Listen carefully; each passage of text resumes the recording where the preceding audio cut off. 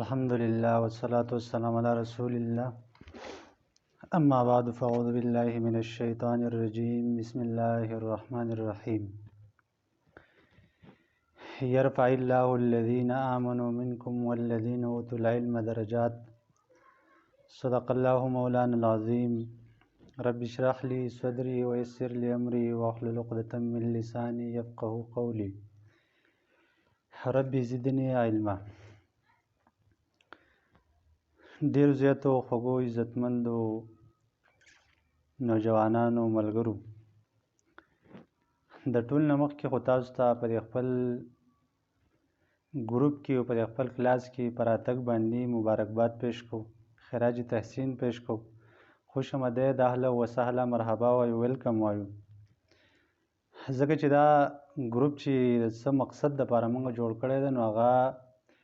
د دینی علم تحصیل دی، چې موږ کوشش دا وکړو چې خپل ملګرو ته د خپل ورونو ته د قرآن او د سنت علم ورکړو. موږ ته چې څه معلوم نه موږ په خپله طالب علمان یو، خو موږ دا غواړو چې دا علم موږ نورو ته ورسوو او زموږ دا ورونه زموږ څخه په دې علم او په دې فضیلت کې شریک شي. نو په دې وجه باندې تاسو ټول ته خوش آمدید وایو، اهلا وسهلا درته وایو، او د الله رب العالمین نه دعا هم کوو چې الله رب العالمین موږ تاسو ټول له علم نافع راکړي او په دې علم باندې بیا د عمل کولو توفیق راکړي او د دې سره سره نورو خلکو ته د رسولو توفیق هم راکړي. خوږو عزتمندو،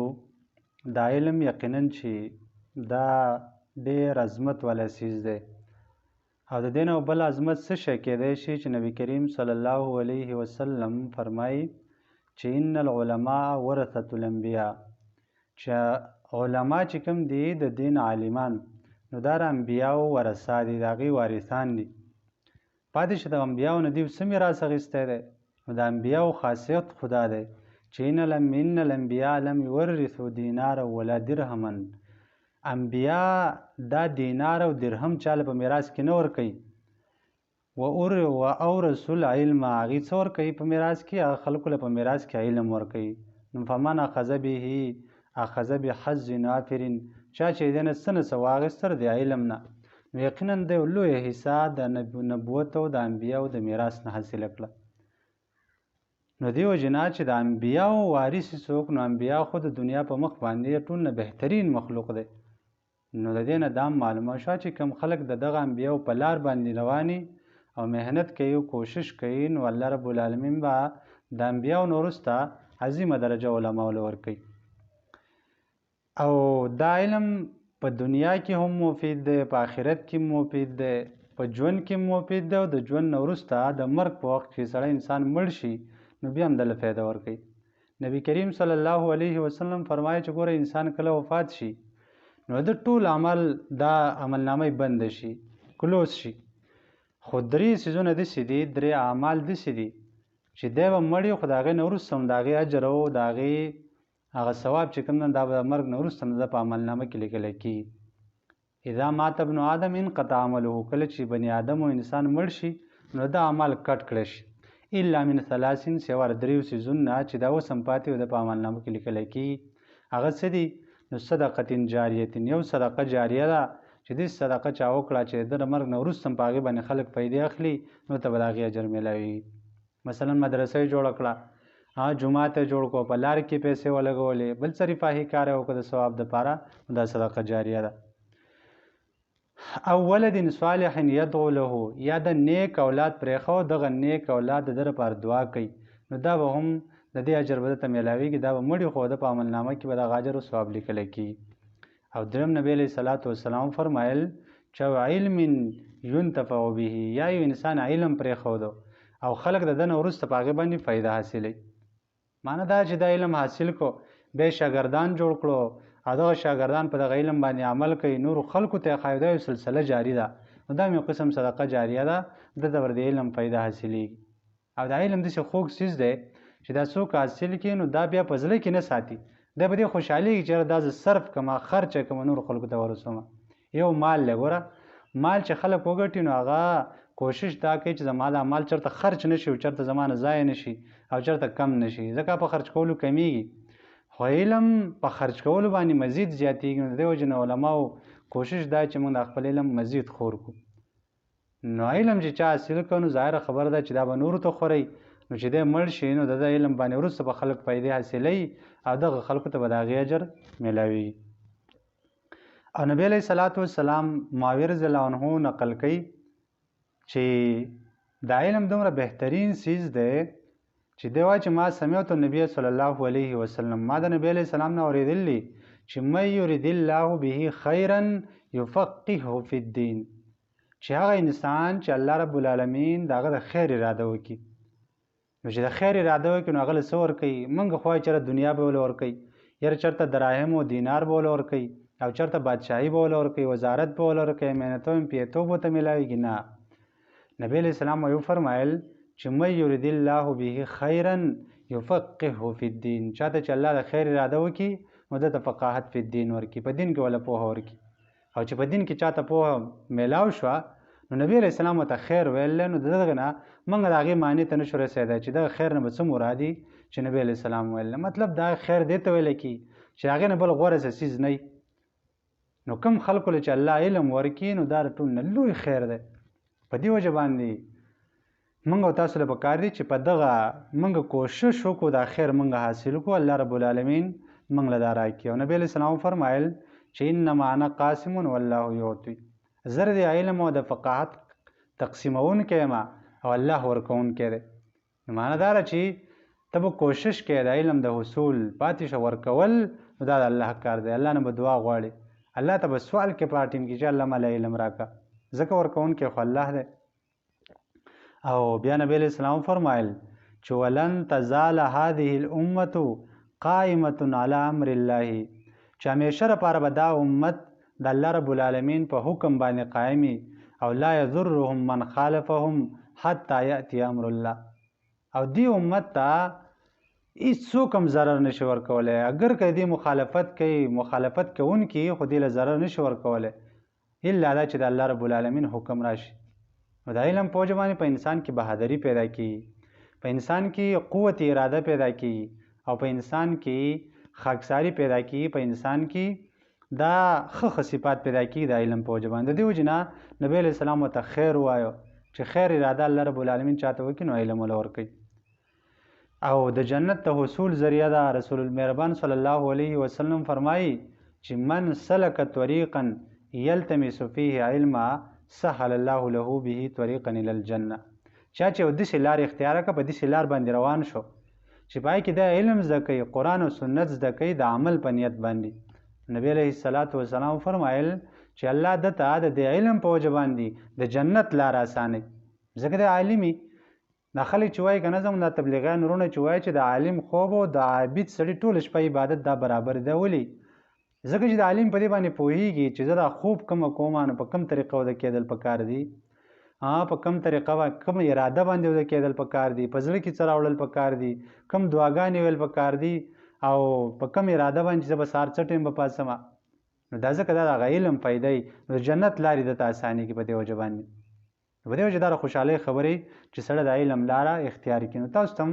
د مبارکباد وړ په دې باندې چې تاسو په زړه کې الله دا واچوله چې تاسو د علم لاره اختیار کړئ او علم زده کړئ. انشاءالله رب العالمین به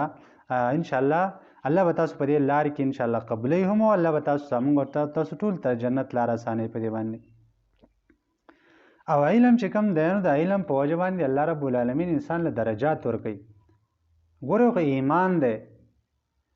الله رب العالمین فرمایي چې یرفع الله الذین آمنوا منکم هو الذین اوتوا العلم درجات. الله رب العالمین په تاسو کې هغه خلک چتوي چې کوم ایمان راوړي، مؤمنان، خو د علماو پکې ځان له ذکر وکړو چې الله رب العالمین فرمایل چې والذین اوتوا العلم درجات، هغه خلک چې هغې ته علم ورکړی شوی دی نو د هغې لپاره خو اوچتې اوچتې درجې دي. د ایمان نه وروسته د ټول نه عظیمې درجې چې کوم دا په ایمان کې دننه دا د علماو دي. موږ تاسو ګورو په دې دنیا کې چې خلک څومره مینه کوي او څومره محبت کوي، او دا زه غواړي چې زه د خپل